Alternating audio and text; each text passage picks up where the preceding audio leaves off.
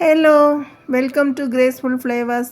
நம்ம இன்றைக்கி பார்க்க போகிறது தீபாவளி ஸ்பெஷல் அதிரசம். இது நம்ம வீடுகளில் செய்கிற மாதிரி 1 கிலோ அரிசிக்கு எவ்வளோ வரும், எப்படி செய்யலாம், எத்தனை அதிரசம் வரும்ன்றத பார்ப்போம். இதுக்கு நான் குண்டு பச்சரிசி எடுக்கணும், தான் நிறைய மாவு இருக்கும். நான் 1 கிலோ பச்சரிசி எடுத்துருக்கிறேன். இதை கழுவி தண்ணி ஊற்றி 2 மணி நேரம் ஊற வைக்கணும். 2 மணி நேரத்துக்கு மேலே ஊற வைக்கக்கூடாது. ஊற வச்சா அரிசி கொஞ்சம் புளிக்க ஆரம்பிச்சிடும். அதனால் கரெக்டாக 2 மணிக்கூர் ஆன உடனே தண்ணியை வடிய விட்டு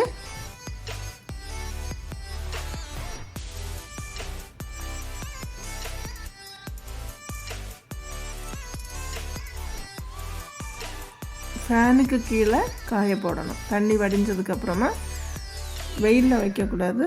ஃபேனுக்கு கீழே வச்சு நல்ல துணியில் விரித்து போட்டு காய வைக்கணும். 20 நிமிஷம் காஞ்சால் போதும்.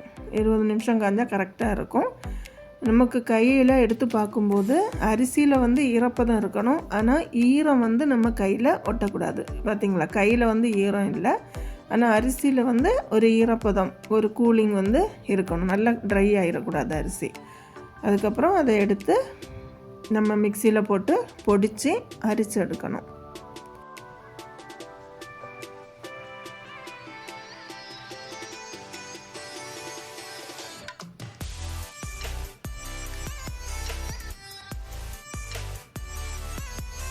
கொஞ்சம் லைட்டாக திரியாக இருக்கணும். ரொம்ப மை மாதிரி அரைக்க வேண்டாம்.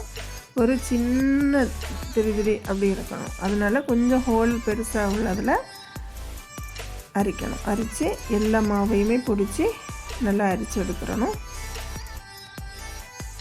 அரைச்சி எடுத்துட்டு நம்ம அந்த மாவை உருட்டும்போது அப்படியே நம்ம பிடிக்கும்போது பிடி மாதிரி நிற்கணும். ஆனால் உதுக்கும்போது கட்டிப்படக்கூடாது. கட்டிப்படாமல் அந்த மாவாகவே உதிர்ந்து விடணும். அப்படின்னா கரெக்டான பக்குவம் மாவு அரைச்சது.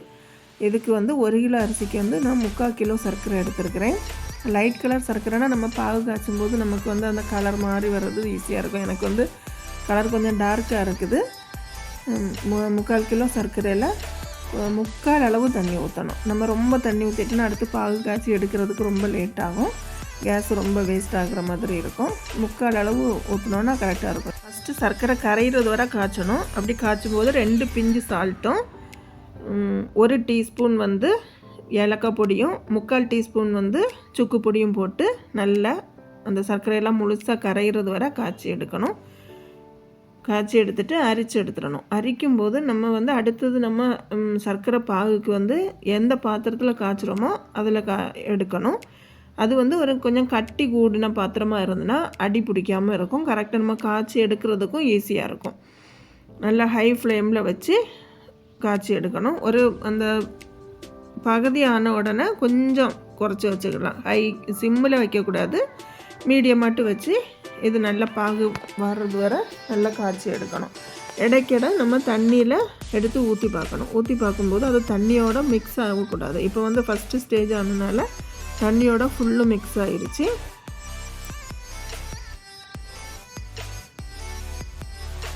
ரெண்டு நிமிஷத்துக்கு ஒருக்கா நம்ம எடுத்து தண்ணி ப்ளைன் வாட்டர் எடுத்து அதில் ஊற்றி பார்க்கணும்.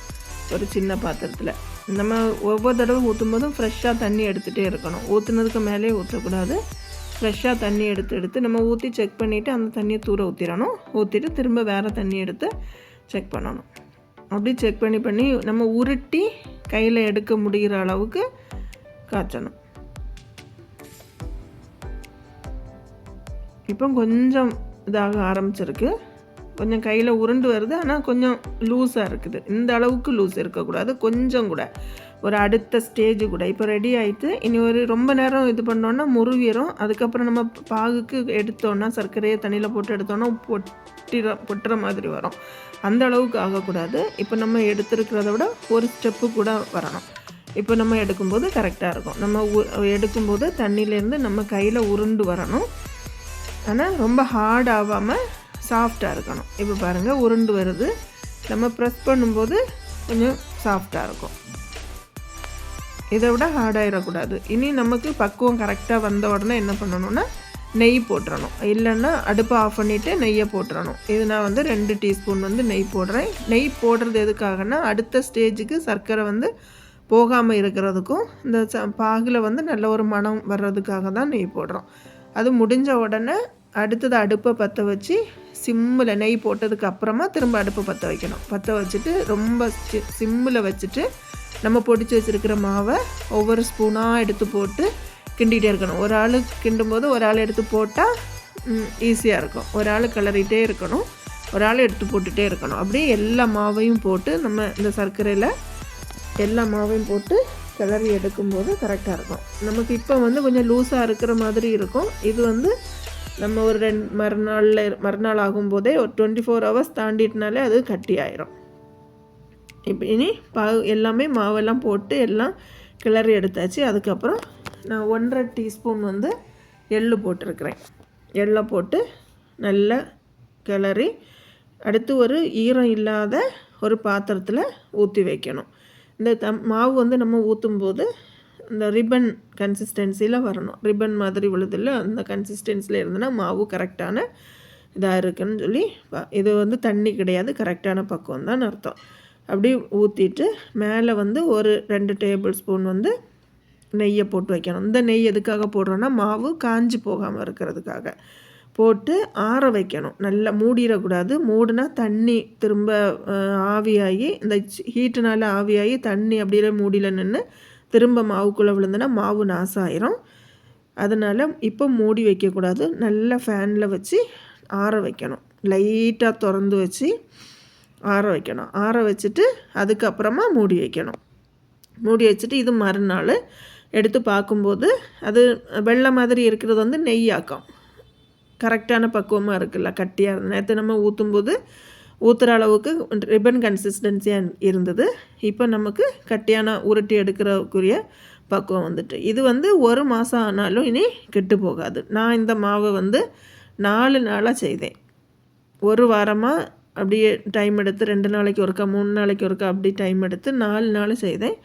நல்ல நாசாகவோ ஒன்றுமே செய்யலை. நம்ம எடுக்கும் போதும் ஈரக்கையை போடக்கூடாது. ஈரக்கை போட்டாலும் மாவு புளிச்சிரும். மாவு புளிக்கக்கூடாது. நான் கொஞ்சமாக எண்ணெய் வச்சு செய்கிறது வந்து நான் ஒரு 4 நாளாக செய்ததுனால தான் கொஞ்சமாக எண்ணெய் வச்சு செய்திருக்கிறேன். மொத்தமாக நம்ம செய்கிறதா இருந்தால் ஒரு 3/4 லிட்டர் எண்ணெய் ஊற்றி செய்யும்போது கரெக்டாக வரும் எல்லாமே செய்கிறதுக்கு. இந்த 1 கிலோ மாவுக்கு வந்து எனக்கு 75 அதிரசம் வந்துச்சு. நல்லா பொங்கி வெளியில் நல்லா கிறிஸ்பியாக உள்ளே வந்து நல்லா சாஃப்டாக இனிப்பெல்லாம் கரெக்டாக நல்ல டேஸ்ட்டாக இருந்தது. இந்த தீபாவளிக்கு எல்லோரும் இதே மாதிரி ட்ரை பண்ணி பாருங்கள்.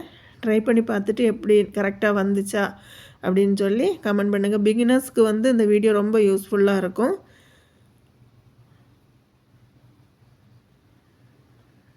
பிகினர்ஸ் வந்து நம்ம கொஞ்சம் கவனமாக அந்த பாகு மட்டும் கொஞ்சம் கவனமாக செய்ய வேண்டி வரும்.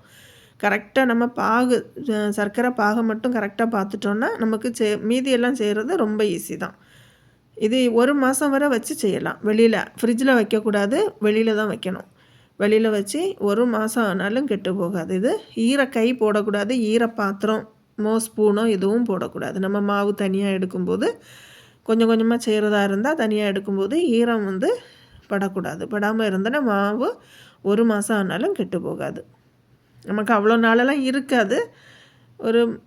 எனக்கே இந்த 1 கிலோவுக்கு வந்து 4 நாள் தான் செய்ய முடிஞ்சிச்சு. செய்து வைக்கிறது ஒரு நாள்லேயே எங்கே காலி ஆயிடுச்சு. ட்ரை பண்ணி பாருங்கள்.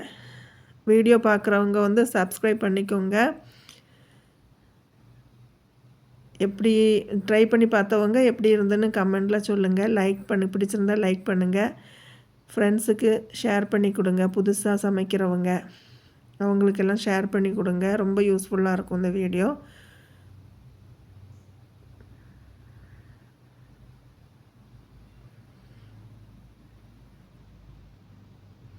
நம்ம இதிலேருந்து எடுத்து அமுக்கி புளியணுன்னு எல்லாம் கிடையாது. புளியும் போது கொஞ்சம் சப்பி ஹார்ட் ஆகும்.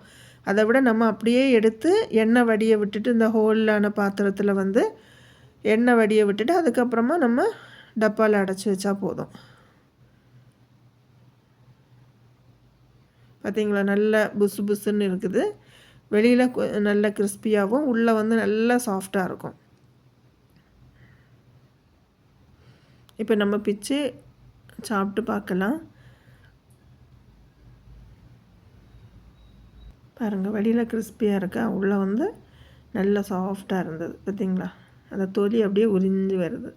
நல்ல டேஸ்ட்டாக இருந்தது. ட்ரை பண்ணி பார்த்துட்டு எப்படி இருந்ததுன்னு சொல்லுங்கள். தேங்க்யூ.